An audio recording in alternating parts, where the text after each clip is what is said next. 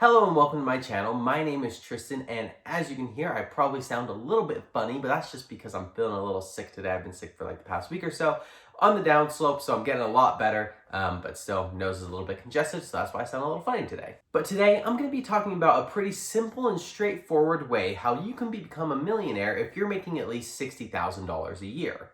Now, I'm not going to be talking about anything crazy like starting a business and becoming a millionaire within the next 1 to 5 years or working super hard, super late hours or anything like that. This is just going to be your typical $60,000 a year job that hopefully, if you budget your money and do a few things right, you'll become a millionaire pretty quickly. And if you enjoy this video, go ahead and give it a thumbs up and hit that subscribe button. It helps out my channel a ton and you can see anything I post in the future. Now, the first thing I want to talk about is how much $60,000 actually is. And when you take into account things like taxes and health insurance, kind of those things that automatically may get deducted out of your paycheck, $60,000 really looks a lot more like $48,000 after taxes and insurance and things like that. Now, $48,000 a year is rounded. There could be other factors, especially when it comes to taxes. You may have tax breaks in some places, but let's go off of $48,000 a year, and so a nice rounded $4,000 per month.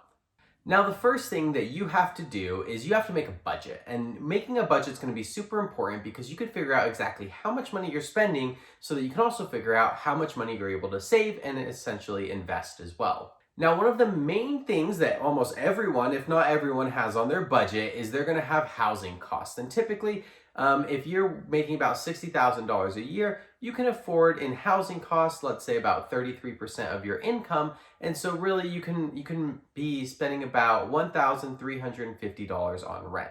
However, if you're wanting to become a millionaire and become a millionaire pretty quickly without doing anything crazy, that number is super high. And so you're going to want to cut down that number by quite a bit. Now, one thing that I recommend doing as quick as you can is save up $15,000 for a down payment on a house. Now, $15,000 may not seem like a lot. However, when you're buying a house for the first time, you can get special loans where maybe you only need about 5% down. Now, the reason I recommend buying a house or even a townhome, a condo, or something like that is because you can lower your housing costs by quite a bit. For example, here in Utah, where I live, you could buy a $300,000, 3-bedroom, 2.5-bathroom townhome for about $300,000. And with 5% down payment, that comes out to be about $15,000 that you need saved up to buy that home. Now, by doing this, after paying for your mortgage and paying for utilities, your housing payment is going to be about $1,500 a month, which is a lot more than the $1,350 that we talked about earlier. However, you now have 3 bedrooms and 2.5 bathrooms. And so you can rent out another one of those bedrooms to someone else, whether that be your significant other or your friends or just a random person that you meet that you've hopefully vetted and you know they're going to pay you rent. And let's say you just rent out a room with a bathroom for about $650 a month. That's a really good rate for someone else that, yes, you could probably find and pay someone to live that cheaply. However, by buying this townhome, you can now be collecting rent, paying down your mortgage, and building equity at the same time, as well as only paying about $950 a month in housing expenses. And kind of like I mentioned, that allows you to build equity, but also not live in just a 1-bedroom, 1-bathroom. You now kind of have this whole house, townhome. Hopefully you make a friend out of the person you're renting to, and it's kind of a better living experience for you without feeling like you're pinching every penny and you can't really do anything. So let's go ahead and get started with that budget. Let's say we start out with $4,000 a month that we have to spend. Right away, we take out $950 because we bought our townhome. We're paying down the mortgage, and then we use the rent that we're getting to also pay down that mortgage. So our housing cost ends up being about $950. So we'll go ahead and put that in there as well. The next thing we want to take into account is food costs. Now, food costs, they can vary so far. It could be anywhere from $100 a month if you're trying to live super cheap, all the way up to like $800-900 a month if you're eating out a ton and buying expensive groceries. However, from my experience and kind of what I've seen is you can realistically get away with about $250 a month on food for a single person. And that includes eating out maybe once a week, maybe even twice a week, and then just spending money on groceries and cooking from home. Really, spending money on groceries doesn't need to be super expensive, especially if you get a lot of those staple foods like chicken, rice, I don't know, I make tacos, Alfredo, things like that a lot. And so really, $250 a month is what we're going to budget up there for food.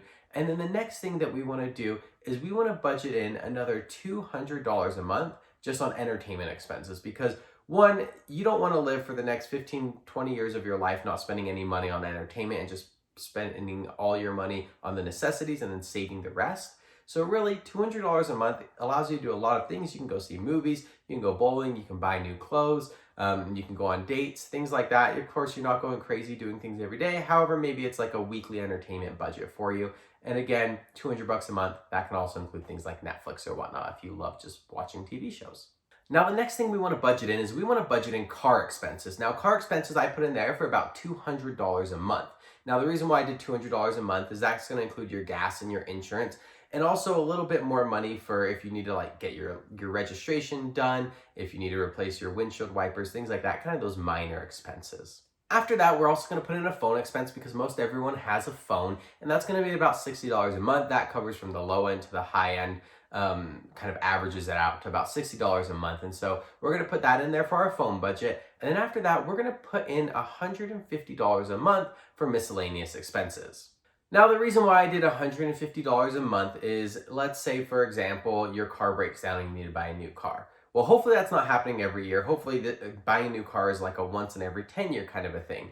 Well, $150 a month for 10 years is going to be about $18,000. And so really you don't need to buy a new $18,000 car. So maybe you buy like an $8,000 car or a $10,000 car or something like that. And then you have another $10,000 left over the next 10 years. So really miscellaneous expenses, that's just going to kind of go into all these little different things that you're not expecting to come up that do. And so we're roughly going to put that as about $150 a month. So it catches the small things and then also maybe averages out over the long term to get the big things as well. And if you wanted to, you could essentially call that your emergency fund. So putting $150 a month into your emergency fund, or $1,800 a year, or like I mentioned, $18,000 over the course of 10 years. That's kind of an emergency fund to get rid of any of those miscellaneous expenses. Now, with all that totaled up, we have about $2,190 left over after all of our necessities that we budgeted. And so really that money, most people will probably end up being like, oh, let me go on trips, let me go buy this thing over here that I don't need, let me go buy that thing that I don't need, and then let me save some of it. But really, at the end of the day, the most important thing for you to do is do what makes you happy, as well as making sure that you're financially secure. So what I'm about to go over is how you can become a millionaire kind of the quickest way possible, just by using this extra $2,190 you have without doing anything crazy, just kind of doing the basics. Now that we've created our budget, we can see that we have about $2,190 left over every month after our necessities and kind of the entertainment and miscellaneous expenses as well. And really that number is going to vary month to month. Some months it'll be higher, some months it'll be lower, but this is kind of just the average that we're going to use to go off of for our monthly extra money or our discretionary income. Now, let's say you want to become a millionaire just off of saving that $2,190 every month. So let's just say you put it into a bank account that earns you no interest, or like a lot of banks do, 0.01% interest, which really is not even really worth calculating. And let's say you want to become a millionaire just off of that. It's going to take you a little over 38 years of just saving that money to become a millionaire. Now, after those 38 years, you'll actually have your townhome paid off as well. So that's an extra $300,000, let's say, without any appreciation. But also with the rent you've been getting, the extra $650 a month for the 8 years after your house has already been paid off, if you did a standard 30-year mortgage, you'll get an extra about $65,000 in rent money for that time as well. And so really, you wouldn't only be a millionaire, you'd be about a 1.36 millionaire, but it took you 38 years to get there. Now, let's say you take that $2,190 and you invest it in the stock market at an average of a 7% return annually. That $2,190, again, you're putting that in monthly for the annual return of about a 7% rate. That's going to make you become a millionaire in about 18.67 years. Now, 18.67 years may seem like a long time. However, if you start this at about the age of 22, 23, you'll be a millionaire in your early 40s. Now, at that time, if you also bought the townhome I was talking about, you'll have about $158,000 in equity in your home. And so really, you could become a millionaire a little bit earlier if you sold that home. And so let's say it's going to take you about 16 years to become a millionaire. And really, 16 years does seem like a lot of time. However, becoming a millionaire before the age 40 is something that most people can't say they actually have done. And really, it's not that far away compared to your lifespan. You still, let's say, have an extra 40 or 58 years of your life left that you could potentially retire pretty soon and kind of just live off of your life, off of your investments, off of living in your home, decreased expenses and things like that. Now, there's a lot of things that I haven't taken into account, and I'm kind of doing that on purpose. We're not taking into account you getting a pay raise. We're not taking into account you getting married to someone who's also working. We're not taking into account you having kids, having extra expenses, wanting to buy a boat, wanting to move houses into a bigger house and things like that. And I kind of did that on purpose. There are so many different reasons why this formula might not work out, may happen even quicker. But really, I wanted to drive in the basics. And those basics are, one, you need to budget your money and you need to figure out where every penny is going and what your expenses are so that you could figure out how much you need to save. The second thing is I wanted to stress the importance of investing your money instead of just saving your money. You can see that it cuts the time into even more than half the amount of time to get to $1 million just by investing that money. And by doing those two key things of budgeting your money so you know how much you're making and where every penny is going, and also investing your money in the future so that your kind of money works for itself, then you really can save up a lot of money a lot quicker. If that $1 million goal is your mark, that is great, but really you can keep growing that money and be a lot more financially secure than if you kind of just save that money or didn't even budget where your money's going. One main problem for a lot of people is they don't really know what their money is doing. And if you don't know what your money is doing, then it's probably not working for you. And really, there will be months where you'll probably save a lot of money because you didn't do much that month. But then there will be months where you probably spend more money than you even made because you're like, oh yeah, I have money. I'm going to go on this trip. I'm going to go buy this thing that I don't need. And really, it's probably not the most financially smart thing to do.